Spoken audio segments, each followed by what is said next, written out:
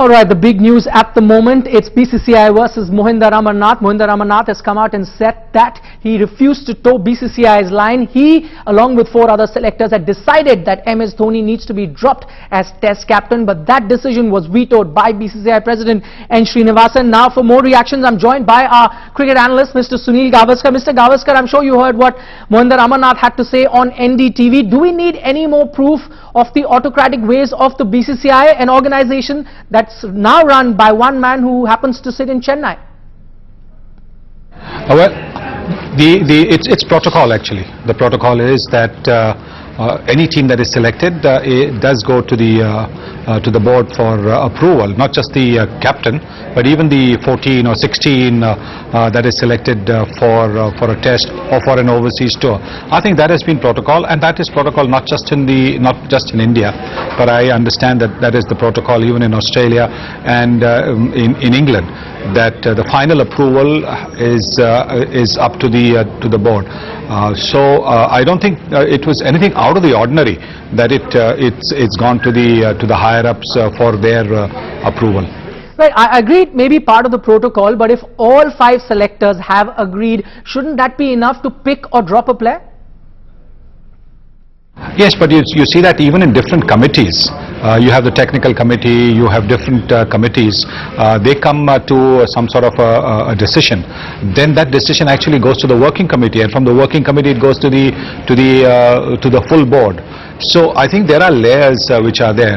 Ideally, of course, if you've appointed a committee to take a call, that committee's decision, and particularly if it's a unanimous decision, then that is something that should be taken on board. But as I said, there are different layers, and I mean that's the way the constitution of the board apparently is. So I don't know what one can do about it. All right, constitution, different layers aside, but you know, why have the selection panel then? If you're going to give all the powers to the BCCI president, then might as well have the BCCI president and the secretary select the team?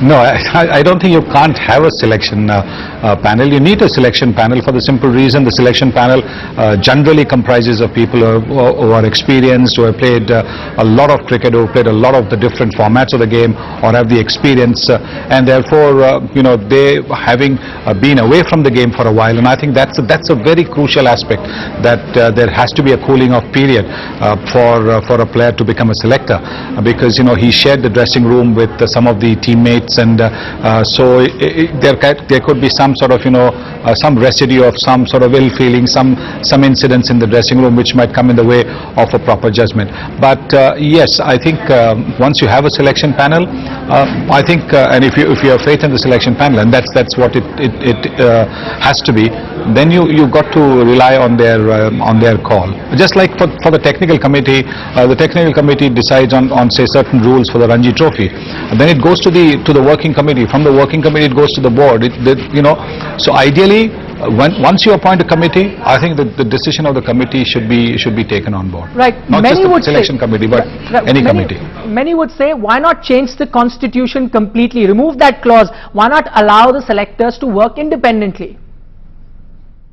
But this is only now. This is only a situation which is there now. But I mean, this particular protocol has been there for years, and I don't think anybody saw anything wrong in the protocol all these years. So now I think if there is a feeling, I'm sure the board in its wisdom will maybe look to amend the constitution. Right. Is that why you were never made a selector or never wanted to be one? No, well, look, for a long time I think Rohan was playing first-class cricket, so I didn't think it was proper to be involved in any kind of selection. But the second and the most important aspect has been the fact that I'm not a great watcher of the game of cricket. I wasn't a great watcher even when I was playing. If I got out early, then I would read a book in the dressing room, come and watch the game for a bit, then again go back in the dressing room. I wasn't a great watcher of the game, and as a selector, as a coach, I think you've got to be watching just about 90 to 90, maybe 100% of the game. Right. Interesting you mentioned Rohan there, and you didn't want to be a selector to avoid conflict of interest. Isn't there a conflict of interest as far as the BCCI president is concerned? He happens to be the owner of an IPL team. The captain of that team is also the captain of the Indian team. It's quite obvious he's going to defend him. Well, it's a tough call, really. I mean, yes, I understand where you're coming from. But, you know, for us to even think that the board president does not have the interest of Indian cricket at heart, I think is going a bit too far. I do believe that the board president has the interest of Indian cricket at heart, and in his own wisdom he might have thought that the call that the selection committee had made wasn't the right one, and he sent it back to them. I mean, it happens in Parliament. The president sends a bill back to Parliament for reconsideration, then there are a few changes, you know, here and there, and then the bill goes back to the president for approval. I think it is something similar. Right, and what do you make of Mohinder Amarnath? We know he's a man of integrity, but what do you make of him coming and spilling the beans now when he's been sacked as a selector and not when he was one? Well, I think, you know, anybody who's got the courage of his convictions and to be able to come out has always got to be admired. There's no question about it. I think the fact that he's prepared to face the consequences is a testimony of his self-belief, and you know what he feels is right for Indian cricket. Look, all of us you know, feel for Indian cricket. All of us feel that, you know, what we feel is the only way to do it, but it probably isn't the only way to do it, because, you know, there could be other ways of you know, taking Indian cricket forward. So I believe that you know, what Jimmy has spoken is something which is incredibly courageous, incredibly brave, and maybe there are lessons to be learned from that. Right, now this entire thing has come about based on MS Dhoni's captaincy. What do you make of it? 5 selectors thought that he should be dropped as captain. Should he or should he not? Well, I said the other day after the Kolkata test that there really is no alternative at the moment for Mahendra Singh Dhoni. I don't think he's doing as bad a job keeping wickets as you know, people are saying, because he and Virat Kohli are perhaps the 2 guys in the team who have shown a lot of spirit as far as fielding is concerned. I think Virat's been very, very good on the field. He's been tireless, and so has Mahendra Singh Dhoni been tireless as a wicketkeeper. I don't think there have been too many opportunities that he's missed, like stumping or catches or whatever. Everybody misses that way.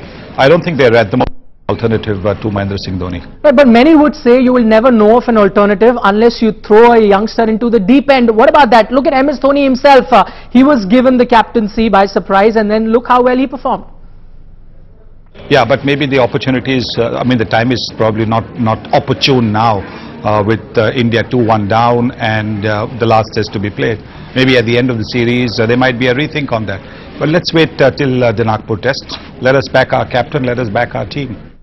All right, Sunil Gavaskar there talking to us. Thanks so much, giving us his perspective. Of course, Mohinder Amarnath came out and said that he refused to toe the BCCI's line, and that the dropping of MS Dhoni as skipper was blocked by BCCI President N. Srinivasan. Sunil Gavaskar is of the opinion that that has been always part of the constitution.